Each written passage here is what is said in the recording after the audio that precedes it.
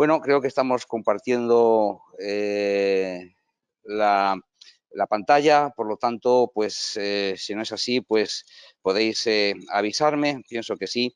Estamos viendo el título de la charla que nos va a ocupar este webinar y que, como podéis leer, vamos a tratar acerca de los marcadores químicos y algunos microbiológicos, muy pocos, al final del seminario, que podemos encontrar a lo largo de la evolución del vino y que obviamente nos pueden ser útiles como herramienta de trabajo para clasificar los diferentes estilos de vino y sobre todo pues intentar calcular su longevidad o la capacidad de evolución acerca de un concepto que se puede acercar a lo que más o menos definimos como el momento óptimo de consumo, que no fecha de caducidad, que bien sabéis en el vino no existe. Bien, como pequeña introducción me gustaría hablar de una matriz DAFO que hace aproximadamente 5 años se construyó en el seno de la plataforma tecnológica del vino. Se creó diferentes matrices. Aquí vamos a ver algunas cosas interesantes de lo que podemos hablar como algunas debilidades, oportunidades y amenazas por verificar cuáles son los riesgos que podamos cubrir con la investigación. Y en la lista de debilidades, por ejemplo, podemos ver en el punto 6 que faltan modelos predictivos de la evolución de los compuestos químicos del vino. Obviamente, pues lo vamos a tratar de cubrir, al menos en parte, con algunos conocimientos que hemos ido desarrollando y sobre todo también coleccionando de la investigación internacional y también española, de las universidades que han estudiado y que han investigado muchísimo para recopilar luego utensilios que nosotros podemos utilizar. Y de la misma forma, también como debilidad, se trata del escaso conocimiento de las condiciones microbiológicas, a veces que suceden en el producto a lo largo de la maduración. Y como oportunidades complementarias, los vinos sin sulfuroso, los vinos saludables, los vinos estables, los vinos atrevidos, pero que realmente tienen que ser igual de estables que los más convencionales. Y como amenaza, pues podemos ver cierta escasa longevidad, sobre todo quizás de los vinos blancos y capacidad de envejecimiento. Está claro que aquí estamos hablando del clúster sectorial formado por bodegas, por la industria enológica, por los centros de investigación y por las universidades a lo largo y ancho de España. Este es un pequeño resumen de lo que piden las bodegas, solamente el sector productivo. Aquí hemos eliminado los proyectos que priorizan las universidades y los centros de investigación y la empresa auxiliar para concentrarnos en lo que piden el tejido productivo del vino, o sea, las bodegas. Y vemos, en primer lugar, 3 líneas coincidentes. Una es estudiar alternativas al sulfuroso. No en vano ya hay mucha gente trabajando en ello.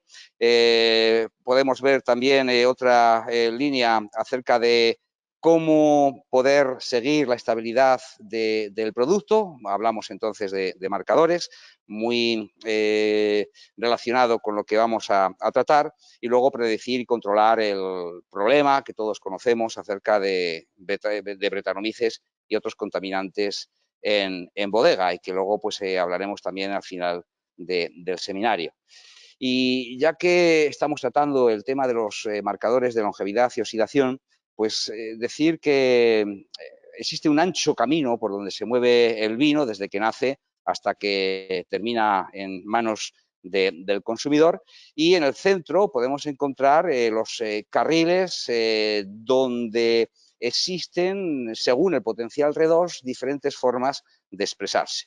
Una forma reductiva, ¿por qué no?, elegante, del estilo más mineral, o un estilo más generoso desde el punto de vista oxidativo, con vinos más abiertos, confitados, con aromas más dulces, pero que pueden ser igual de gratos.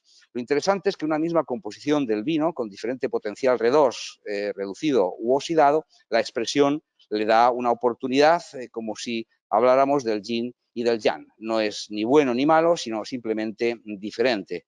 Pero a la izquierda y a la derecha de estos carriles centrales existen todavía más carriles de autopista donde el vino poco a poco puede ir degenerando con una reducción negativa, bastante relacionado con los compuestos azufrados, o con una oxidación en los carriles a la derecha de vinos pues fatigados, oxidados o evolucionados en exceso. Lo ideal es conocer entonces cómo molecularmente nos movemos de un lado a otro, vacineando desde el punto de vista de un tránsito central donde encontramos el equilibrio hedónico en el consumo del vino y los extremos donde pueden existir ciertas características negativas. Esta es una representación interesante, ¿no?, de cómo nos pueden ver desde el punto de vista internacional los vinos en España. En los vinos blancos normalmente nos sitúan en situaciones más reducidas, ¿no? Donde la fruta es más cítrica, más acerba, más vegetal. Y claro que el mercado de los nuevos estilos demandan vinos no tan reducidos, sino más cítricos, sí, pero con fruta más madura, tropical, divertida. Y es curioso porque en el clima cálido, donde nos encontramos en el ámbito mediterráneo, en el caso de los vinos tintos, nos ven al contrario, ¿no? Muchos críticos internacionales nos dicen que los tintos son un poquito más abiertos de la cuenta, sobremaduros, con fruta cocida, y lo que el mercado demanda pues es ir hacia carriles más centrales, buscando esos nuevos estilos de fruta negra, de fruta salvaje, fruta mucho más madura, pero sin sobremadurar. Por lo tanto, esa frescura que quizás pues el clima pues también nos conduce a rebasarnos o salirnos de la curva algunas veces. Y bien, cuando hablamos de tecnología en un mundo tan tradicional como es el caso del vino, pues a veces choca, ¿no? Porque lo que se lleva, las modas, las tendencias, es lo no intervencionista y a veces pues esto nos puede impedir frenar a tiempo o llevar la velocidad apropiada para quedarnos aparcados allí donde realmente nos demanda el mercado. Así que, bueno, pues hemos intentado coleccionar una serie de marcadores encontrados por la masa gris, sobre todo pues, por los centros de investigación internacionales, también españoles, de cara a poder utilizarlos de una forma práctica. Y empezando por el más simple, tenemos que hablar del sulfuroso combinado, ¿no?, que es un marcador que todos utilizamos, tenemos en la cabeza, pero que quizás no le damos la importancia real que tiene. Y esto se debe a que casi todos los productos de oxidación provienen precisamente de o bien el metabolismo microbiano o bien de la propia uva. Pero son todos ellos oxidativos, o sea, ya nos están diciendo que el vino tiene una evolución excesiva porque, como veremos, el acetaldehído, el ácido glucurónico, el pirúvico, provenientes del metabolismo microbiano, o el galacturónico o el propio azúcar se combina con el sulfuroso.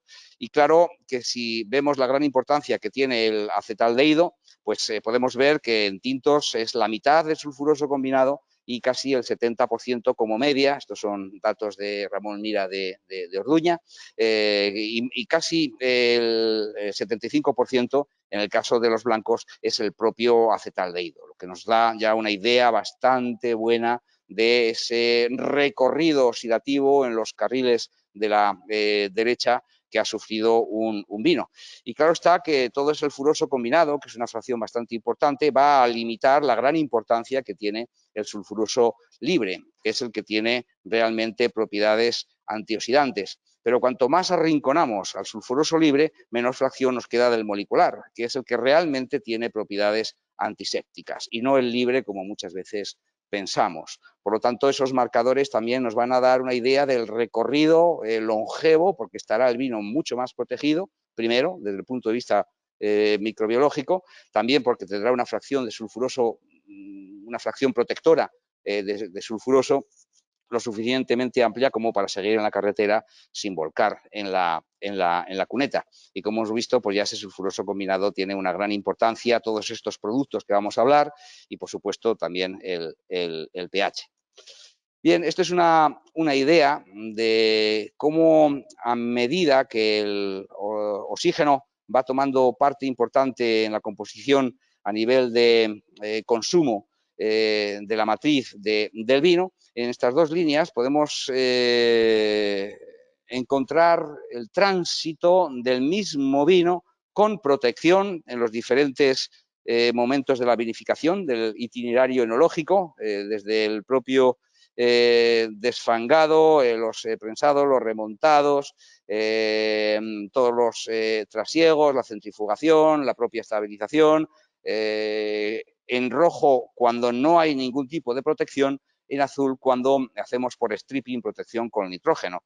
Vemos que poco a poco se van distanciando y son vinos que realmente van a ser completamente diferentes. El rojo tendrá más carriles centrales, indudablemente el azul pues estará prácticamente a punto de salir fuera de la gran autopista que estamos imaginando. Por lo tanto, una primera aproximación interesante es conocer cómo funciona el oxígeno, poder medirlo. A día de hoy existe tecnología muy sensible para poder hacerlo y con este ejemplo pues me gustaría que vierais la importancia de las cosas sencillas, ¿no? Aquí comparamos el oxígeno en el mismo depósito, porque es un vino que se va a trasegar con una bomba de rodillos a dos velocidades diferentes, la velocidad 1 y la velocidad 2, que es la del doble y la que se suele utilizar porque se termina mucho antes, te da tiempo a tomar el bocadillo, en fin, que es bastante más cómodo. Pues bueno, al principio hay poca diferencia, se trasiega un tercio del depósito, la mitad del depósito, 2/3 del depósito, y al final, si comparamos el vino protegido con nitrógeno, perdón, trasegado con la velocidad lenta frente al trasegado con el doble de velocidad a nivel de la bomba, pues vemos que puede existir más de 2 miligramos litro de oxígeno disuelto. Bueno, pues evidentemente hemos gastado ya algunas balas del revólver en un solo movimiento que nos podíamos haber ahorrado con un poquito de paciencia. Un índice bastante interesante, los hay muy fáciles de utilizar, los hay quizás más complicados, pero el índice de potencial aromático varietal, el IPAP, que es un índice bastante sencillito, es un kit comercial que podemos utilizar cualquiera que tengamos un espectrofotómetro. Aquí en este ensayo lo que hacemos es comparar 3 vinos elaborados por la misma bodega que pertenecen a Albariño, de 3 regiones bastante bien conocidas en Galicia.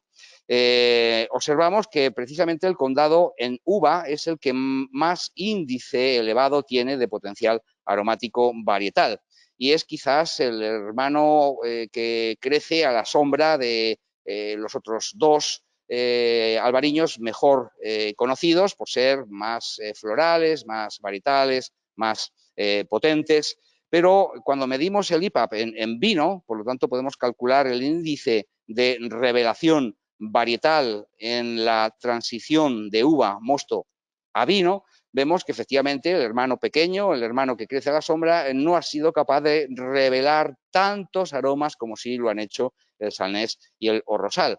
Por lo tanto, seguramente adaptando la vinificación con beta-glicosidasas, con maceraciones prefermentativas, con revelaciones o levaduras no saccharomyces o un diseño de biocontrol bien específico para poder revelar todo el potencial, quizás el hermano pequeño no lo sea tanto. Otra medida bastante utilizada es la del potencial antioxidante revelado cuando podemos analizar el glutatión oxidado y reducido. Este es un ensayo del INRA bastante conocido, donde podemos ver que los tioles volátiles, varietales, son bastante más elevados cuando utilizamos glutatión en alguna de sus vertientes, levaduras inactivas, claro está, ricas en glutatión, pues vemos que existe diferencia en el potencial R2, primero, aquí mucho más reducido, lo que protege de compuestos que son bastante fácilmente oxidables. Eso sí, hasta que llegamos a unas concentraciones de oxígeno tan elevadas, casi del orden de la saturación del propio vino, que no hay más cera de la que arde. Si los tioles se oxidan tanto si están protegidos como si no lo están, porque la cantidad de oxígeno es tan elevada que el glutatión no lo puede frenar. Lo interesante en todos los casos y cuando se realizan ensayos con glutatión, lo bueno es poder diferenciar, que no es tan fácil desde el punto de vista analítico, los dos picos del glutatión oxidado y del reducido, porque el reducido obviamente es el único útil como marcador de longevidad. El oxidado pues ya no puede hacer más de lo que ha hecho. El resveratrol, bueno, es una medida también bastante sencilla. De nuevo, lo importante es investigar el CIS, porque el trans tampoco es tan activo. El CIS es el realmente protector, por lo tanto, también cuando lo utilizamos medido por HPLC es mejor fijarse en el CIS. Y otros índices que pueden resultar interesantes, por ejemplo, es el potencial Pinking. Es un algoritmo matemático, ¿no? Es una medida, es un problema que crece a medida que ciertas variedades como la garnacha gris, la propia garnacha blanca, la malvasía, el Sauvignon Blanc, l'Ayren también es capaz de producir estas evoluciones del color no deseables hacia colores rosas, color rosa carne, pues no es interesante porque el vino parece oxidado y sin sufrir graves alteraciones organolépticas puede llegar a ser retrasado. Bien, pues haciéndolo reaccionar con agua oxigenada y midiendo longitudes de onda en continuo desde 460 a 530 aproximadamente, se construyen luego dos curvas. Esta es la curva real. Se construye la curva teórica después del tratamiento con agua oxigenada y se calcula la diferencia que existe a 500 nanogramos y bueno, cuando existe esa diferencia superior a 6 en absorbancia, pues el algoritmo matemático te puede decir el potencial pinking para solucionarlo con algunos de los tratamientos enológicos que conocemos, ¿no? Como los propios taninos elágicos o ciertas prácticas que siempre están en la mano del enólogo. El potencial gusto de luz también es interesante, es otro de los problemas que pueden sufrir vinos blancos y rosados cuando se embotellan en vidrio transparente, translúcido, blanco, que lo conocemos así, y degenera prácticamente en una semana después del embotellado cuando el vino ha tenido contacto con luz. El proceso es bastante bien conocido, hay una fotooxidación de la metionina. Por lo tanto, la propia medida de la metionina, cuando pasa de los 10 miligramos litro, tenemos ya una cierta situación de riesgo, pero sobre todo es la riboflavina, que en concentraciones superiores de los 50 ppb es la que conduce a la fotooxidación rompiendo la metionina en acroleína, dimetildisulfuro y compuestos que van a subir primero el amargo, por eso se llama gusto, el defecto, y de luz, porque es el origen del problema, pero sobre todo la retronasal muy metálica, reducida por los compuestos azufrados que en ellos aparecen. Bueno, pues existen clarificaciones con bentonita, sobre todo sódica, taninos gálicos, de nuevo, el emplear luz en el embotellado de fuente de sodio, en fin, levaduras seleccionadas que en autólisis liberan muy poquita riboflavina. Existe conocimiento y lo que te da la oportunidad de poder medir la potencialidad del problema es precisamente el poder poner soluciones. El potencial de humo es algo pues, que está de moda, pero no porque sea algo fashion, sino porque en Australia, en California y, por supuesto, también en la península ibérica, pues cuando hay incendios en la época de maduración de la uva, que muchas veces coincide, pues podemos tener el desarrollo de esos defectos de aroma de humo que comen completamente el perfil sensorial del vino. Y por supuesto, pues esto se utiliza muchísimo en California, prácticamente en Prevendivia hay 1 o 2 cromatógrafos completamente ocupados para medir la concentración del glicósido una vez hidrolizado con beta-glicosidasa del metil guayacol para verificar cuál es el potencial de humo que pueda desarrollar ese vino, y con el empleo de beta-glicosidasa y desfangados más severos con carbón bentonita, pues pueden ayudar bastante a reducir la intensidad del problema. El potencial herbáceo es también algo bastante llamativo, a veces poco conocido.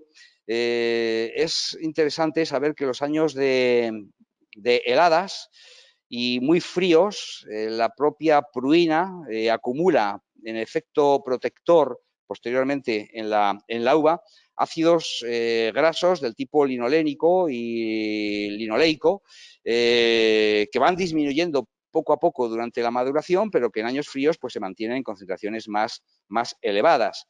Si se hace maceración prefermentativa y no hay una buena protección del oxígeno, estos precursores con el oxígeno, vía enzimática, sobre todo de levaduras oxidativas de primera fase en los Saccharomyces, pues al final pueden transformarlos en los aldehídos de C6 y finalmente en los alcoholes C6, los alcoholes de hoja, que se conocen así porque huele a hoja de tomate, a césped, son aromas bastante herbáceos. Por lo tanto, estos precursores también son fácilmente analizables para saber si puede haber este problema y entonces intentar proteger lo máximo posible del oxígeno los procesos prefermentativos y sobre todo pues, la ausencia de levaduras apiculadas. Otros ácidos grasos, esto por ejemplo ha publicado mucho la Universidad de Zaragoza, Vicente Ferreira, pues tiene varias publicaciones acerca de las concentraciones de algunos aldehídos, que veremos cuál puede ser su origen, como el optenal, aldehídos sobre todo insaturados, como el optenal y el nonenal, que tienen precisamente cierta presencia cuando hay madera poco curada o el empleo de planchas de corcho que tengan problemas microbianos durante sus procesos de curación. Entonces, los ácidos grasos ricos en la madera de ambas matrices, pues pueden llegar a oxidarse, haciendo traspasar al vino estos aldehídos que dan aromas de lechuga, aromas de pepino, de calabaza verde, de madera verde, de serrín, y que son bastante difíciles de localizar como problemas, pero de nuevo, conociéndolo, pues es posible llegar a él. El potencial dimetil sulfuro, esto fue desarrollado por la Universidad de Montpellier, en Francia. Nosotros lo empleamos mucho, creemos que es bastante interesante, porque es un concepto numérico, pero a nivel de índice, no de concentración. Es bastante simple, ¿no? Se puede hacer en uva, se puede hacer en mosto, se puede hacer en vino, antes de la alcohólica, antes de la maloláctica, perdón, después de la maloláctica, se puede analizar en las lías, se puede analizar antes de la crianza en madera, se puede analizar antes del embotellado, que quizás es cuando más interés puede tener. Es una reacción llevando el vino a un pH muy básico y también se trata de una termolisis, por lo tanto, al final, todos los compuestos que existen en la matriz, que sea, que puedan ser transformados en dimetil sulfuro, que es importante, ya veremos por qué, son transformados a dimetilsulfuro. Por cromatografía de gases y con un receptor específico puedes analizar finalmente el dimetilsulfuro, lo transformas en un índice y puedes saber si es una lía útil que necesita ciertos tratamientos de limpieza a pHs bajos para poder eliminarlas y emplearla sin que haya reducción. O viendo cómo con un QPAS puedes llegar a que el potencial dimetilsulfuro, por ejemplo, sea más bajo de 40 unidades. ¿Y por qué? Porque el dimetilsulfuro, utilizo esta transparencia cedida por Fernando Zamora, el dimetilsulfuro en potencial bajo, cuando el vino está en la botella, se transforma él solito a metanotiol, con un umbral 60 veces menor que su precursor. Aquí está debajo del umbral de percepción, normalmente lo tenemos calculado en unos 20 ppb, pero se transforma siempre en unas unidades de concentración más elevadas que el propio umbral de detección sensorial cuando se transforma en metanotiol. O sea que el mismo vino sin embotellar y que puede estar realmente delicioso, se transforma en un vino maloliente con metanotiol, ese aroma de patata cocida, de ajo, de gas, que es desagradable. Por eso, desde hace años, los importadores americanos muchas veces pues, te piden analizar el propio dimetilsulfuro antes del embotellado para verificar si ese vino puede aguantar el tránsito estresante de cruzar el Atlántico en botella y por tanto llegar en mal estado al país importador. Lo mismo ocurre con otro marcador fácil de analizar con las herramientas oportunas, que es el tioacetato. ¿Por qué? Porque es un marcador de falta de capacidad de resistencia al estrés térmico. Entonces, a lo mejor ya hablamos de ese barco que tiene que transitar a través del Atlántico, pero los hay que tienen que cruzar el propio Ecuador cuando van a China, cuando viajan a países mucho más lejanos y en temperaturas elevadas, dependiendo de la situación de la altura en la bodega del barco, hay hidrólisis térmicas que pueden transformar el tioacetato con umbrales bastante mayores al metanotiol, de nuevo otro tiol maloliente, siendo un vino completamente diferente del que llega a destino del que parte en el barco en origen.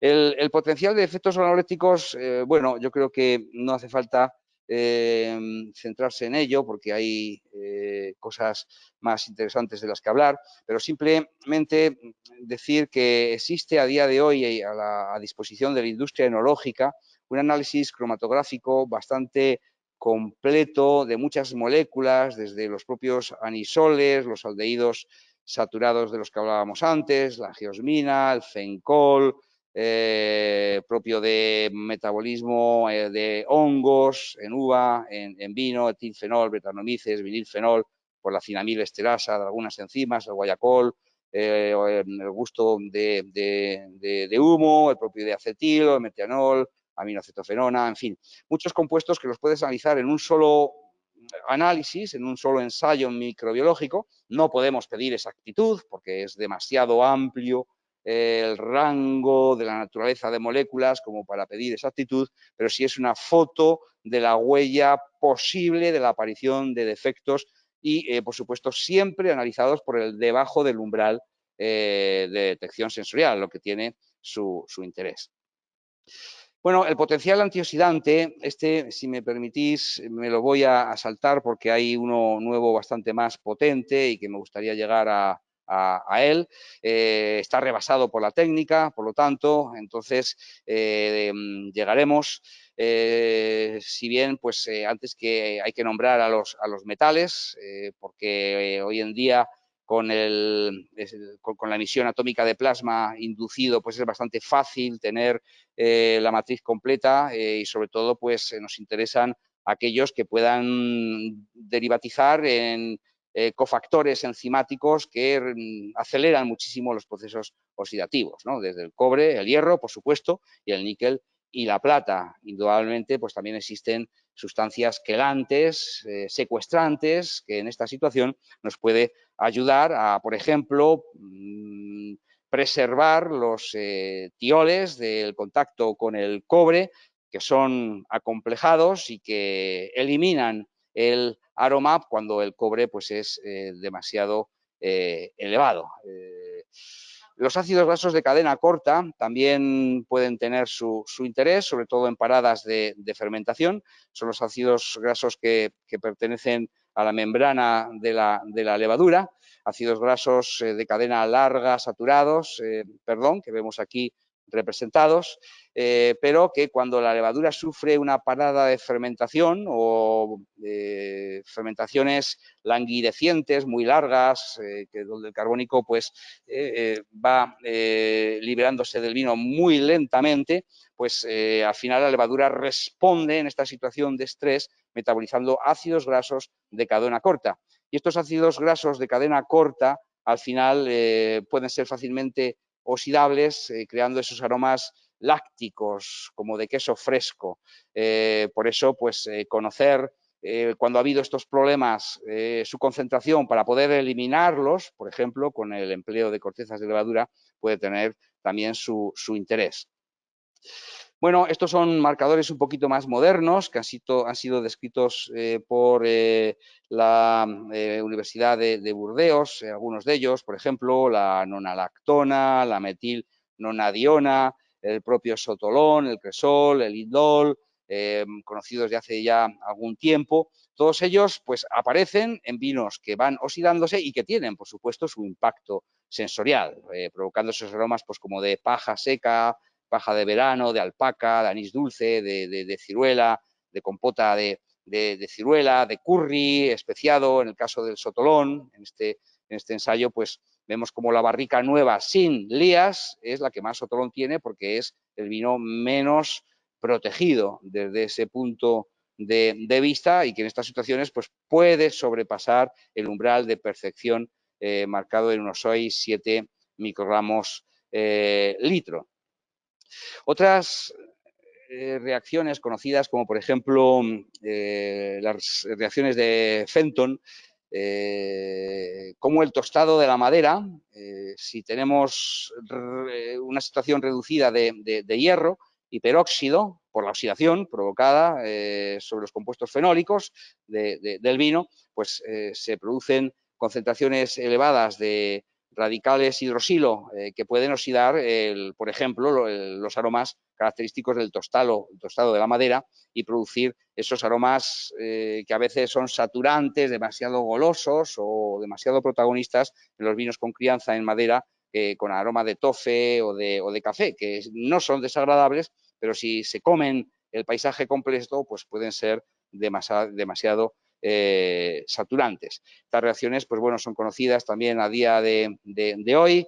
Estos aldehídos, conocidos como aldehídos de Strecker, muy de moda porque es la primera reacción, es como el primer síntoma, ¿no?, de la oxidación evolutiva de un vino. Viene de la oxidación de aminoácidos y fáciles casi todos ellos de analizar, ¿no? El metional, feniletanal, etanal, con aromas de patata, de rosa marchita, todos provienen de la oxidación de aminoácidos, que son los precursores. Analizar precursores y analizar aminoácidos pues puede resultar bastante sencillo. Hay otros que no son tan desagradables, pero algunos de ellos derivados de la arginina y de la metionina, pues sí que pueden llegar a ser frustrantes desde el punto de vista de la impresión sensorial del vino.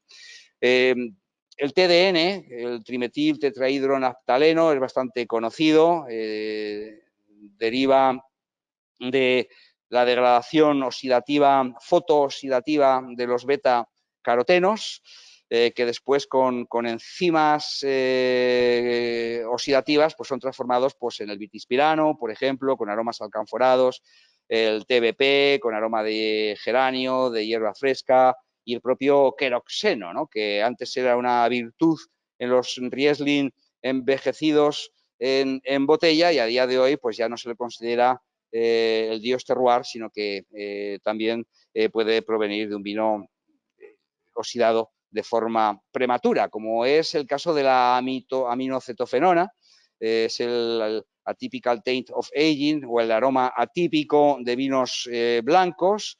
Esta aminoacetofenona pues deriva fácilmente de compuestos como es el triptófano, que es el principal precursor presente en el vino y que puede degenerar a estos aromas de plástico, de flor de acacia, en algunos casos en concentraciones bajas, pero que es bastante irritante, incluso tiene sensaciones táctiles desde el punto de vista olfativo. Y por ver algunos casos prácticos, pues decir que hemos desarrollado una técnica donde saturamos al vino 3 veces en oxígeno, sometiéndolo a bajas temperaturas, midiendo el oxígeno de saturación con la tecnología de oximetría y posteriormente subiendo la temperatura de las muestras a 45 grados para obligar al vino a consumir todo el oxígeno. Medimos antes y después los marcadores. Los marcadores para ver efectivamente cómo un vino puede ser envejecido de forma prematura en comparación con un primo hermano u otro, dependiendo de las prácticas enológicas de la bodega. Este es un ejemplo de un Chardonnay, una bodega que nos cedió en el Penedès vinos históricos. Analizamos parte de los marcadores que consideramos oportunos para la variedad Chardonnay y al final vemos que según envejecen los vinos en este análisis estadístico, cada variedad puede tener sus marcadores específicos. En este caso, el TDN, la gamma de calactona y la delta de calactona y la dodecalactona pueden ser interesantes para verificar si el Chardonnay puede envejecer de forma prematura. Lo mismo para el Chardonnay y otros ensayos, pero me quedan pocos minutitos. Entonces, me gustaría hablaros de un concepto bastante interesante que se está empleando de forma novedosa. La voltametría no es nada nuevo, pero sin embargo en enología sí que está aportando cosas interesantes. La voltanometría es una técnica de medida de resistencia de la oxidación de un vino o de un mosto. Entonces, lo que hacemos es electrocutar al vino, literalmente hablando, primero empezando con pocos milivoltios y le vamos subiendo la carga y consiste en medir la respuesta de ese vino a las descargas eléctricas. No cabe duda que el concepto de oxidorreducción es bastante más amplio que el consumo de oxígeno.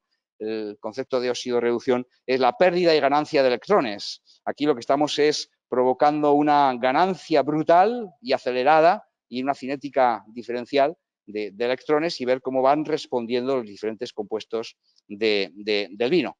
Para ello, pues hay 3 electrodos: el electrodo de referencia, que es el que va a comparar siempre el electrodo de platino, que va a medir la respuesta, y el electrodo de trabajo, que es el que dispara las descargas eléctricas.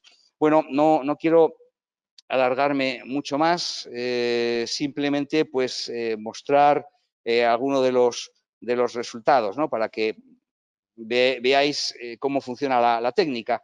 Esto es bastante sencillo. Vamos electrocutando en intensidad creciente al vino con descargas en milivoltios y medimos la intensidad de respuesta del propio vino. Y aquí comparamos el mismo mosto antes y después de clarificar. Las primeras curvas van a medir aquellos compuestos más fácilmente oxidables, flavonoles, en su caso, catequinas. Todo aquello que es fácilmente oxidable se va a medir en los primeros picos o en los primeros hombros de la curva. Luego, cuando nos fijamos en la segunda parte de la curva, pues vamos viendo cómo los compuestos, primero, pues el glutatión bueno, el glutatión responde aquí, el sulfuroso responde aquí, los diferentes compuestos, a medida que crecen su potencial de resistencia a la oxidación, pues se van tomando medidas en potenciales eléctricos más elevados. O sea, esto es mucho más que un índice, es una curva de un perfil de la capacidad de resistencia que tenga el vino. Bueno, ¿qué es lo que hemos hecho aquí? Hemos clarificado y lo hemos hecho para, por ejemplo, eliminar compuestos fácilmente oxidables. Se ve perfectamente en la curva verde. Y como ese mosto clarificado va a ganar en proporción sustancias que protegen de la oxidación, lo vemos aquí fácilmente en este pico. Por lo tanto, pues podemos elegir, por ejemplo, midiendo con ese mosto diferentes tipos de clarificación, como el clarificante que más nos ayuda a alcanzar esta resistencia a la oxidación es la proteína de patata.